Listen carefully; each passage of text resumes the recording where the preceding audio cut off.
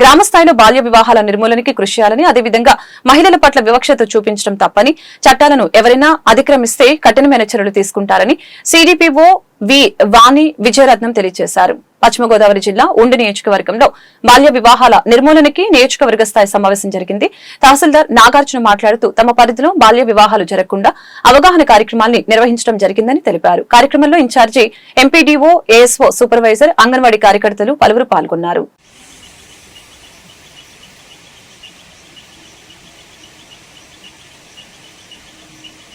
పంపించేస్తే ఇంకా ఇంకొక పాపకి చేయాలి కదా అనే ఉద్దేశంతో ఉంటారు చాలా మంది.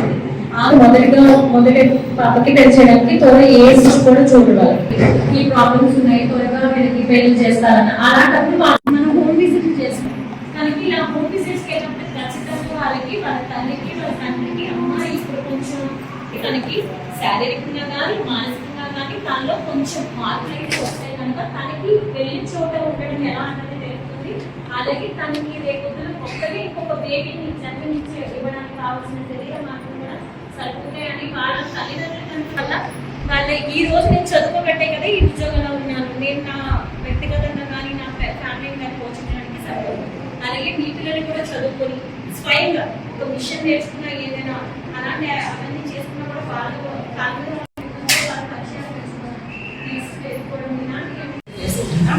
నా పేరు వాణి విజయరత్నం. నేను ఆర్ట్ సర్టిఫికేట్గా పనిచేస్తున్నాను. ఈ 4 మండలాల ప్రతిలో కూడా సిఎంపిఓస్ ట్రైనింగ్కి మేము అటెండ్ అవుతూ ఉంటాము. అయితే ఇక్కడ 3 సూపర్వైజర్లు ఉన్నారు కాబట్టి వాళ్ళు కండక్ట్ చేసుకుంటారని వేరే అర్జెంట్ పని నుండి నేను వెళ్ళాల్సి వచ్చింది.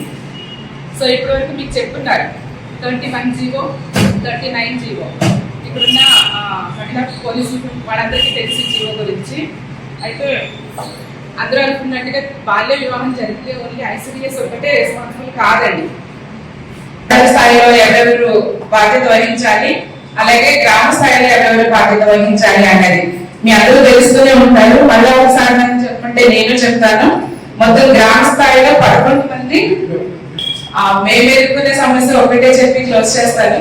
అదేంటంటే బాల్య పని 1098 కానీ మాపడి కానీ ఎవరో ఒకరికి ఇన్ఫర్మేషన్ అయితే అందుతుంది ఉంటున్నారు. ఈ మధ్య చాలా బాల్య వివాహాలు వస్తున్నాయి. చాలా కంగారు అయిపోతుంది. సూపర్వైజర్ అంగన్వాడీ వర్కర్ పరిగెడుతుంది కానీ మిగిలిన డిపార్ట్మెంట్ కోఆపరేషన్ కొంచెం తక్కువగా ఉంటుంది.